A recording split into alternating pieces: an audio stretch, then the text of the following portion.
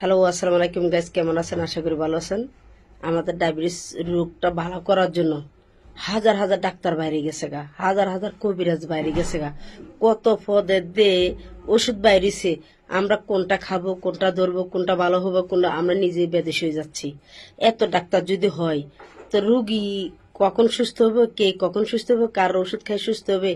আচ্ছা, আপনারা যদি এত ভালো ডাক্তার হয়ে থাকেন, আপনাদের গায়ের মধ্যে এমন কিছু নাম লিখবেন যে এই ডাক্তারের ওষুধটা খেলে ডায়াবেটিস রোগটা ভালো হবে।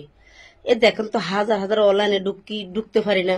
ডায়াবেটিস রোগীর ওষুধের শেষ নাই, ডাক্তারের শেষ নাই। এখানে দেখি যে বিনা টিকেটও ডাক্তার হয়ে যাচ্ছে, বিনা ওই মানে পরীক্ষাতেও ডাক্তার হয়ে যাচ্ছে। এত ডাক্তার বাইরে গেলে আমরা ডায়াবেটিস রোগীটা কার কাছে যাইয়া ওষুধটা খাইলে আমরা সুস্থ ভোগ করবো, মানে সুস্থ হব, ভালো হব। এরকম কোনো ভালো ডাক্তার দেখান তো। আমি তো দেখতে পাচ্ছি না। হেরা সবাই আজকে চা খাচ্ছি, কালকে চা খাইয়েন না, অমুক খাইয়েন, তমুক খাইয়েন, ওইটা খাইয়েন, এই ট্যাবলেট খাইয়েন, এই গাছ খাইয়েন, ফাতা চাবাই খাইয়ে নিচ্ছে। মানে হেরা নিজে রুগী, নিজে ডাক্তার। তা আমরা কাকে বিশ্বাস করব? এখন তো মেডিকেলে যাওয়া লাগে না, অনলাইনে ডায়াবেটিস রোগীর ওষুধ বিক্রি করে লেতেছে। কিন্তু এই পর্যন্ত হাজার হাজার ডায়াবেটিস রোগী এখনো ডায়াবেটিস রোগী রয়ে গেছে, সুস্থ একটা রোগী আমি দেখলাম না। ও অসত ব্যবসাগুলো বাদ দিয়ে ভালো একটা কাজ করেন, দরকার টিস্যু বিক্রি করেন। আপনারা যেভাবে ডায়াবেটিস রোগীর ওষুধ বিক্রি করা শুরু করছেন, তার চেয়ে চকলেট বিক্রি করেন, টিস্যু বিক্রি করেন, পানি বিক্রি করেন।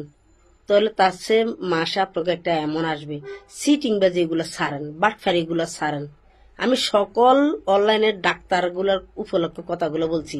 আপনারা হলো সিটার, সবে সিটার, সবাই ডায়াবেটিস রোগীর ওষুধ বিক্রি করতেছে।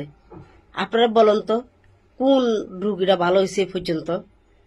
যদি এমন কোন চ্যালেঞ্জ আপনারা কোন ডাক্তার যাইয়া থাকেন, তাহলে আমাকে একটা ওষুধ দিয়েন, আমাকে সুস্থ করি এ দুনিয়ার মানুষকে জানাইন তো।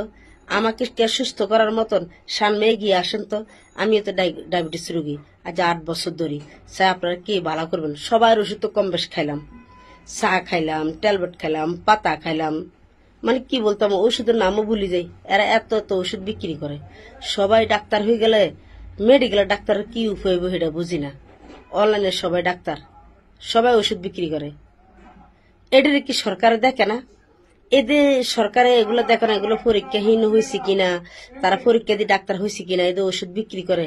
তাদের কি কোনো প্রশাসন দেখে না?